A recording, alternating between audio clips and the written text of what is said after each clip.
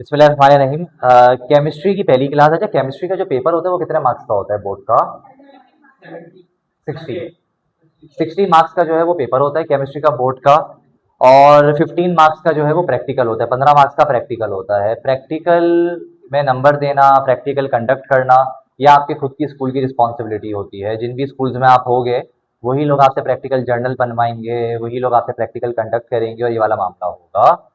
हाँ, when we are talking about paper जो हमारे इख्तियार में है वो कितने मार्क्स का होता है? 60 मार्क्स का होता है, 60 मार्क्स का होता है केमिस्ट्री का। अच्छा, फिजिक्स में भी सेम यही कहानी है। अच्छा, आपका जो पेपर है वो 3 हिस्सों में डिवाइडेड होता है केमिस्ट्री का। शुरू में section A MCQs, section B short question answers और section C long question answers. फिलहाल मैं जो तुम लोगों को पढ़ा रहा हूँ केमिस्ट्री की डेफिनेशन, ये सेक्शन बी में आती है। Define chemistry and it's branches. बहुत बेसिक सा सवाल है, बहुत ज़्यादा पेपर में नहीं आता। मैं साथ साथ पढ़ाते पढ़ाते ये भी बताता रहूँगा कि क्या चीज़ें पेपर के लिए इंपॉर्टेंट है और क्या चीज़ें नहीं है। और जिसमें मैं कह दूँ कि ये पेपर के लिए इंपॉर्टेंट है, इसका मतलब है कि उसको फौरन से याद कर लेना है, उस पर मजीद कोई नागा नहीं करना। अच्छा, ऐसा है कि डिफाइन केमिस्ट्री तो जरा रीड करते हैं। डेफिनेटली हम एक सब्जेक्ट पढ़ रहे हैं केमिस्ट्री, पहले तो हमें पता होना चाहिए ना कि केमिस्ट्री है क्या। जैसे फिजिक्स में मैंने बताया था कि फिजिक्स क्या है, इस तरह से केमिस्ट्री में भी मैं बता रहा हूँ कि केमिस्ट्री एक्चुअल में है क्या। तो chemistry is the branch of science. Sir, ये ब्रांच ऑफ साइंस तो फिजिक्स में भी था, physics is the branch of science. तो मैंने आप लोगों को पहले ही बताया था कि जो साइंस है, साइंस एक बहुत बड़ा सब्जेक्ट है, एक बहुत बड़ा सब्जेक्ट है साइंस। साइंस की मुख्तलिफ जो है वो शाखें हैं। शाखों का मतलब होता है ब्रांचेज हैं। जैसे कि केमिस्ट्री, जैसे कि फिजिक्स, जैसे कि बायोलॉजी। आपने बायोलॉजी लिया, कंप्यूटर लिया है? बायो लिया है ना, चलो बायो की पहली बच्ची आ गई।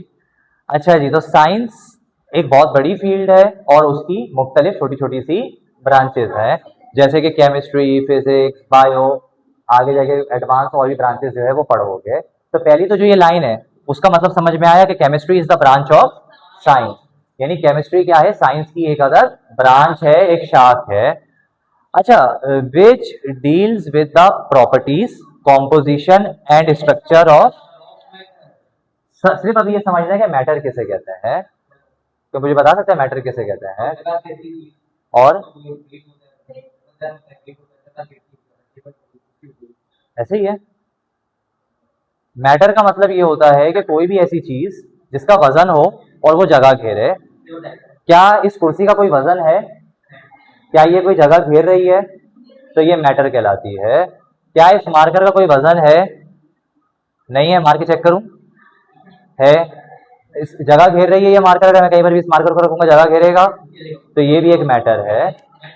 अच्छा, ये जो पानी की बोतल पड़ी हुई है, अगर मैं पानी जमीन पे गिरा देता हूँ, वैसे पानी का कोई वजन तो होता ही है ना।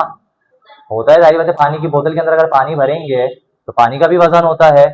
या पानी का कैन जो होता है वो कितना भारी होता है, पानी का वजन होता है।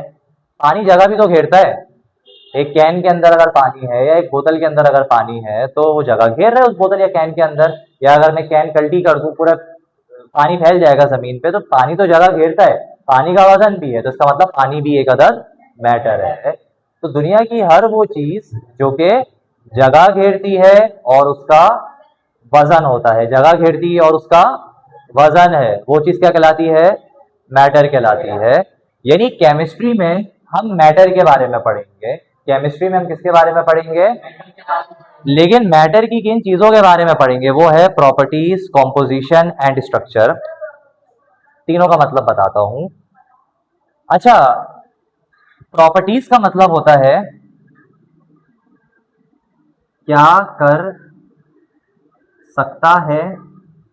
कॉम्पोजिशन का मतलब होता है किस से बना है। और स्ट्रक्चर का मतलब होता है कि किस तरह बना हुआ है। और मैटर का मतलब क्या होता है, यहाँ पर कोने पे लिख देता हूँ छोटा सा।